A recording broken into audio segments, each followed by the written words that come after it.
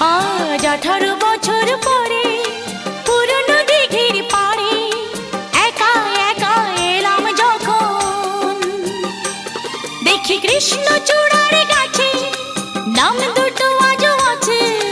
কৃষ্ণচূড়ার গাছে নাম দুটো আজও আছে, লিখেছিলাম তুমি আর আমি।